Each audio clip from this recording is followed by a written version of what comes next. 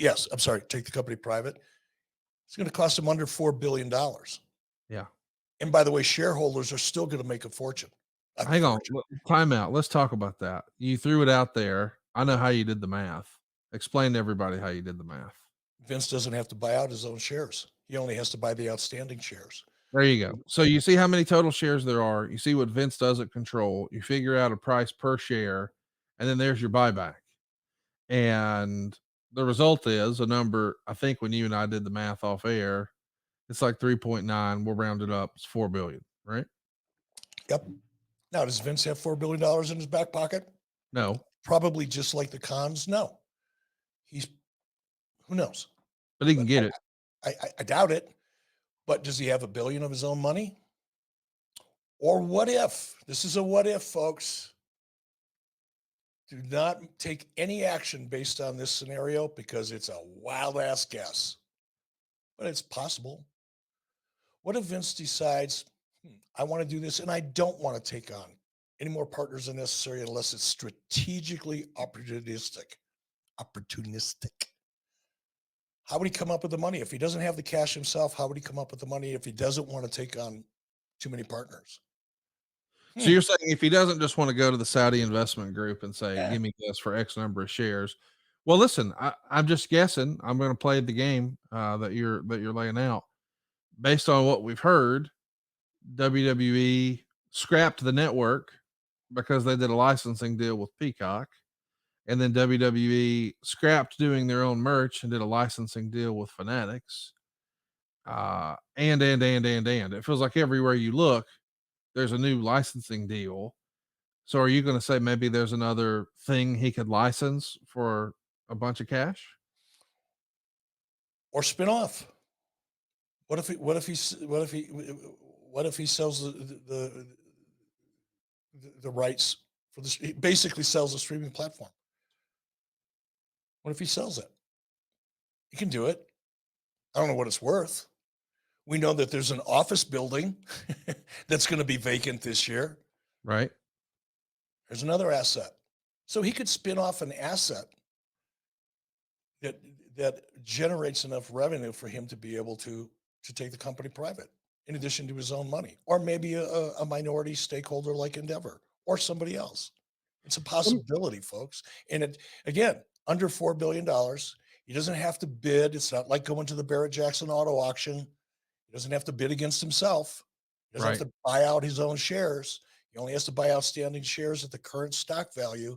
And that right now would be under $4 billion. Wouldn't be that hard for him to do. Let's talk about this. We alluded to it earlier. The Amazon deal with the NFL. In case you hadn't paid attention to that, maybe you're not an American football fan. We are a global product here.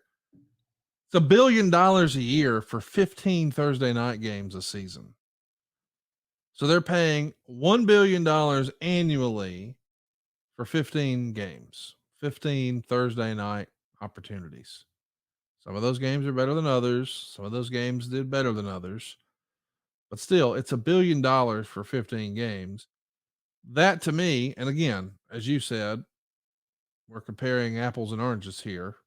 The NFL is obviously a much bigger deal domestically than WWE. However, I would go so far as to say the WWE has a really strong draw internationally. I'm not saying it's greater than the NFL, but I'm saying as crazy disparate as it might be here in America, there's probably other corners of the world where they're much more familiar with WWE than Tom Brady. Yeah. Um, so I'm saying all that to say that is proof that there is a ton of value in content. But I am curious if you think,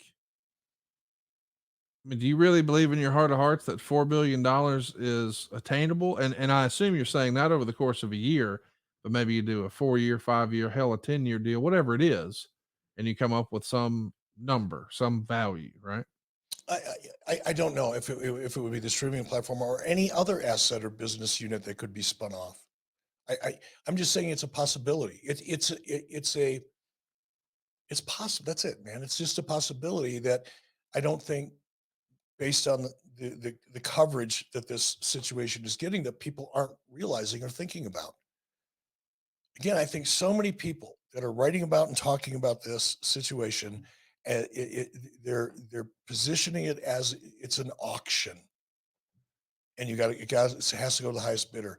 And there are so many terms and conditions that Vince could include in that offering that would give him the ability to manage what deals have to go before the board. He has so much more control over this process than people realize. I don't know. I don't know. The question is then, it's a general question, are there assets within WWE that could be spun off and sold to another entity that would allow Vince to help fund taking the company private? And I think the answer to that is yes, it could happen. It's how he could raise the money without having to dig into his own pocket and liquidating his own assets or taking on too many partners. It's going to be something we're going to talk about for a long, long time. I want to do two more things, and then we'll put a button on this. I want to ask. Well, I know you got some other business you want to tend to, and we'll certainly do it. Number one, you said I think he could take the company private as soon as the end of this month. Is that your real guess as far as the timeline? Do you think this is something that happens? Let's do it. Let's do it NFL style. It's NFL playoff season, so there's over unders right now. Would you say it happens? Here's your over under WrestleMania. Will it happen before or after WrestleMania, in your opinion? If we're right in our speculation based on what we think we know about Vince McMahon, and he came to the table with a plan, I think it could happen before. I think Vince McMahon could show up at the 30th anniversary of Raw. I don't know that he will or he won't, but you asked me, is it possible? Yes, it's possible. Probable? I don't know about that, but it's Right. possible. Hey, let's talk about the board again. I know I keep coming back to it, but listen, I know that there's a lot of fans concerned about, hey, if Vince comes back, what does this do for Bray Wyatt? I'm not saying that doesn't have value. I care about what happens to Bray Wyatt too, but I think long term, Bray's going to be okay. The board changed a lot. Vince took three folks off of the board: Dylan, Speed, and Wexler. Two others, Lahoud and Singh, quit because they were adamant that Vince shouldn't be back. So we had 5 departures, and then, of course, 3 new ones coming in: George, Michelle, and Vince, all back. But still, Singh, as a reminder, is the guy who ran the board's investigation of Vince McMahon and his behavior last year. Speed was a key player in that. They're all gone. And in my head, he has a fairly amenable board now. But boy, I think you called it last week, the palace intrigue exists. And there's a lot of people who are wondering, what does this mean for Hunter and Stephanie and Vince? And a lot of people believe that Hunter and Stephanie are directly opposed from selling. They like things the way they are. If Vince takes it private, he can kind of do with it what he wants. Let's just talk through that. If Vince is successful in what you believe and I believe is the end goal of trying to take the thing private, what would, and boy, I hate to say it this way because so many parallels have been made to the television program on HBO. What would the succession plan look like in your opinion? And I say in your opinion because I want to state in a loud and clear voice, you and I have no inside information. We haven't talked to Vince. We haven't talked to Bruce for that matter. We haven't talked to Hunter. We haven't talked to Stephanie. These are just 2 guys sitting on a couple of bar stools, chugging a beer, saying, hey, man, what if? If Vince gets this thing and if Vince takes it private, what do you think the succession plan does look like? It's hard to imagine, it's hard to get to guess, and it becomes complicated because of Stephanie's resignation. Not Yes. only did Stephanie, along with Paul Levesque and the rest of the board, unanimously agree that Vince should not come back. That's not a very friendly board, but they that was there. It happened. And then 24 hours after it's announced that Vince McMahon is back, Stephanie McMahon, along with Nick Khan and everybody else involved, came out and said, nope, we're here. This team is 24 hours. This team is going to stay in place. Stephanie is going to remain as a co-CEO. Nick Khan is going to remain as co-CEO. Triple H is going to, remain over creative. And then 24 hours later, she resigned. The fact that she resigned, there's one of two things, I guess, maybe more, that are going on there that are kind of obvious to me. One is there is tension between Stephanie and Vince. And not only did Stephanie vote against bringing Vince back, her father, as soon as he did come back, she resigned. That suggests perhaps in the Machiavellian view of things that, there's heat there between Vince and Stephanie. Ooh, I wonder what's going to happen to Paul. Is he next? We don't know, because there's another scenario. And I guess because I'm a glass half full guy, and I have, again, just a small amount of insight into at least what I thought that relationship was like. Let's go back in time. The leak happens to the Wall Street Journal. That's what started this series of dominoes to start falling, right? Vince, however, Palace coup, call it what you will, is forced out by the board. Stephanie comes out of retirement because she took a leave of absence. Why did she take a leave of absence? She took a leave of absence originally because she wanted to spend more time with her family. That's believable. It's relatable. I get that. I can imagine Stephanie McMahon never having to worry about money again for the rest of her life, nor will her children ever have to worry about money again for the rest of their lives. And at that stage, the stage of her life where she's at, where her kids are now teenagers and wanting to spend more time with her kids. I believe that. But she came back once Vince was out the door. Why did she come back? To protect her father's interests? To protect the family? I believe that. I have always seen an extraordinary relationship between father and daughter. Genuine love, affection, and respect. That's what I saw every time I saw those two together. To the point where I almost found it admirable. It was like, wow, that's such a beautiful thing. To have somebody as competent as Stephanie, and she's very competent,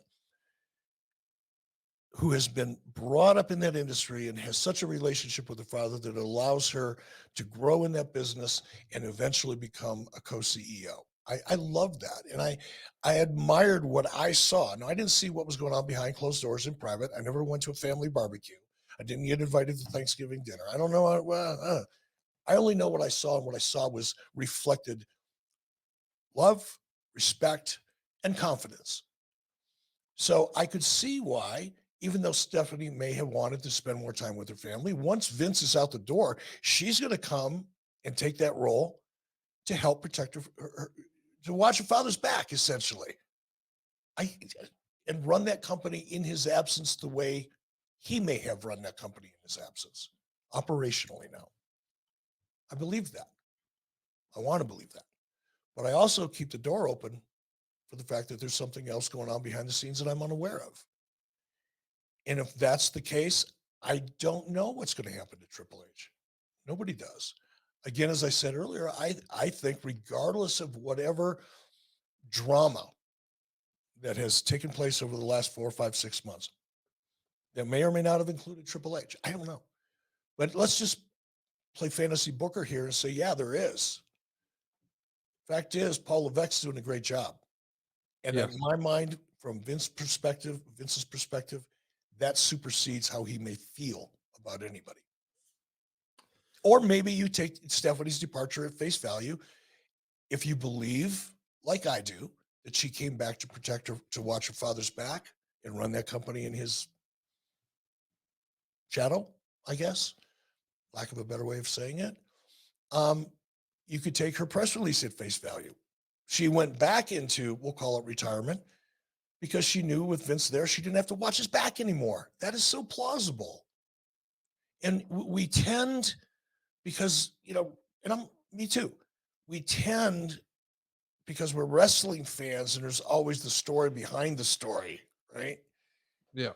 We tend to lean into the Machiavellian perspective of what's going on, and people buy into that so easily because of the nature of the product and the personalities involved.